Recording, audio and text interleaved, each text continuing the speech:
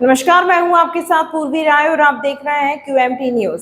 गोंडा में शुक्रवार को जिलाधिकारी नेहा शर्मा ने महाविद्यालय को नैक मूल्यांकन में B+ ग्रेड प्राप्त होने के उपलक्ष्य में की। साथ ही उन्होंने बताया कि यह घोषणा करते हुए अत्यंत गर्व एवं प्रसन्नता हो रही है कि हमारे महाविद्यालय श्री लाल बहादुर शास्त्री डिग्री कॉलेज गोंडा को राष्ट्रीय मूल्यांकन एवं प्रत्यायन परिषद NAAC द्वारा B++ ग्रेड CGPA 2.82 प्रदान किया गया है। यह उपलब्धि हमारे महाविद्यालय की शैक्षणिक गुणवत्ता, शोध एवं नवाचार, प्रशासनिक पारदर्शिता एवं सामाजिक उत्तरदायित्व हेतु प्रतिबद्धता का जीवंत प्रमाण है। यह ग्रेड हमारे महाविद्यालय के प्रबंध तंत्र, पूर्व छात्र परिषद, अभिभावकों, प्राचार्य, IQAC, NAC स्टीयरिंग कमेटी, शिक्षकगण, कर्मचारियों एवं छात्रों की सामूहिक मेहनत एवं समर्पण का परिणाम है। NAC ग्रेड केवल एक मूल्यांकन नहीं बल्कि हमारे भविष्य की दिशा का निर्धारक भी है। महाविद्यालय इस उपलब्धि को एक नई शुरुआत मानता है और गुणवत्ता में और भी सुधार के लिए प्रतिबद्ध है।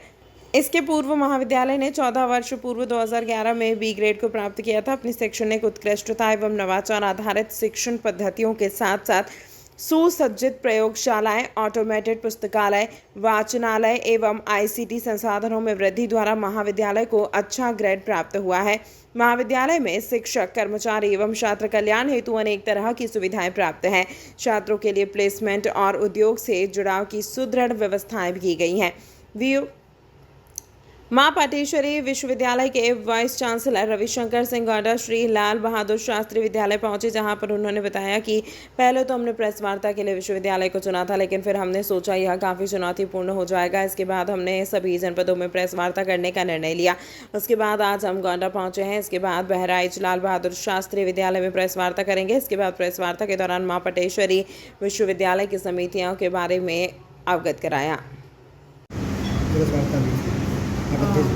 जी, ये एक उपलब्धि का समय है और निश्चित हम लोग जिस उम्मीद में थे उससे कुछ कम रह गए, लेकिन B++ पर आना भी NAC जैसे एक कॉम्पिटिटिव ग्रेडिंग सिस्टम में अपने आप में एक उपलब्धि है। ख़ास तौर पे गोंडा में ये एक चैलेंज के रूप में यहाँ के सभी मैनेजमेंट के जो मेंबर्स हैं और फैकल्टी मेंबर्स हैं उन्होंने लिया, और इससे एक राह भी आगे भविष्य के लिए यहाँ के स्टूडेंट्स के लिए खुलेगी। जैसा अभी आपने प्रेस वार्ता के माध्यम से आप सब देखे हुए कि अगले 4 सालों के लिए एक प्लानिंग, पूरा एक खाका तैयार किया गया है, जिसमें स्टार्टअप्स को संवर्धन देने के लिए इंक्यूबेशन सेल से लेकर के अन्य जिसमें हमारे मार्क्स इस बार कम रह गए हैं, जैसे हमारे एक्स्ट्रा करिकुलर्स या स्पोर्ट्स एंड एक्टिविटीज़, उन सारी चीज़ों पर भी हमारा फोकस है।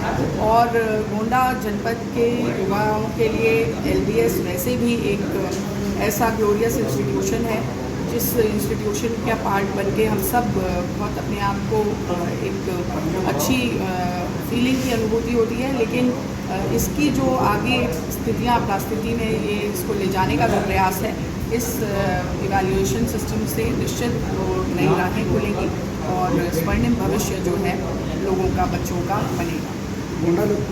अगली बार ये ++ में हो रही है। निश्चित प्रयास पूरी तरह से है। जैसे कहते हैं ना, shoot for the moon, even if you fail you land among the stars. तो उसी तरीके से अपनी मेहनत, अपने प्रयास जो है वो निरंतर करते हैं। मैम, इंटरमीडिएट में बेहतर प्रयास करने के बाद में, अच्छा नंबर लाने के बाद भी LBS में एडमिशन नहीं मिल पाता बच्चों को, तो क्या सीट बढ़ाने पर भी कोई ऐसा ध्यान दिया जाएगा? एकदम से अभी तो हम लोगों का सीट बढ़ाने को लेकर के, क्योंकि उसके लिए आवश्यकता है इंफ्रा डेवलप होने की।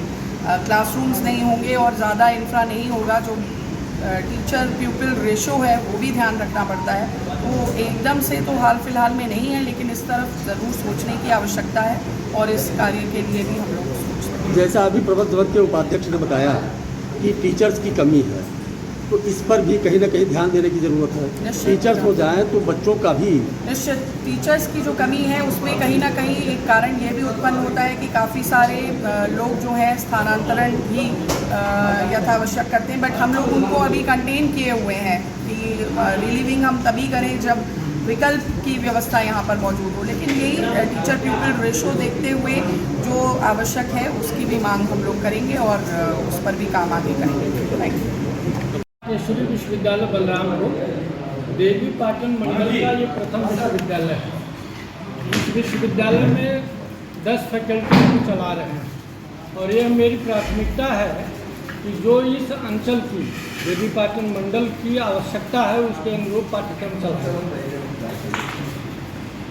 जैसे ये देखने को मिल रहा है कि विदेशी आक्रांताओं की जो चीज़ें पढ़ाई जाती हैं, क्या आपके यहाँ भी पढ़ाया जाएगा कि खत्म किया जाएगा? देखिए, भारतीय धर्म संस्कृत का जो महिमा मंडन हमारे आर्ष ऋषियों ने किया है, जो आज भी संचरित है, उसके इतर ये माँ पाटेश्वरी विश्वविद्यालय बलरामपुर में कुछ भी नहीं पढ़ाया जाएगा, पाठ्यक्रम में सम्मिलित ही नहीं किया जाएगा। किसी भी विदेशी आक्रांता जो हमारे धर्म संस्कृत को धूल धूसरित किया है, उसको पाठ्यक्रम में पढ़ा करके हम अपने विद्यार्थियों को ऐसा मानक नहीं देने जा रहे हैं जो उनको अपनी भारतीय संस्कृति से विमुख करें। हम भारतीय संस्कृति के सम्मुख उनको ले आकर के, उसके समीप ले आकर के हम अपने विद्यार्थियों को भारतीयता और भारतवर्ष की संस्कृति को ही पढ़ाएंगे। किसी बॉडी का गठन किया गया है आपकी नई हाँ, नामित हमारे टीम? माँ पाटेश्वरी विश्वविद्यालय बलरामपुर में प्रथम कार्य परिषद का गठन उत्तर प्रदेश राज्य सरकार द्वारा कर दिया गया है। अब हम सारी समितियों, कार्य परिषद, विद्या परिषद, बोर्ड ऑफ स्टडीज, परीक्षा समिति वगैरह सभी का गठन हो चुका है। विश्वविद्यालय आगामी सत्र के लिए 25-26 के लिए शोध प्रवेश परीक्षा भी करा रहा है। इस शोध प्रवेश परीक्षा में सारे विषय जो परीक्षा समिति द्वारा अनुमोदित है वो उसकी परीक्षा होने जा रही है। आगामी 23 जून को परीक्षा हम लोग कर रहे हैं। कब तक प्रवेश शुरू हो जाएगा इस विद्यालय में? पहले प्रथम सत्र सत्र तमाम महत्वपूर्ण खबरों के लिए देखते रहिए QMT न्यूज़।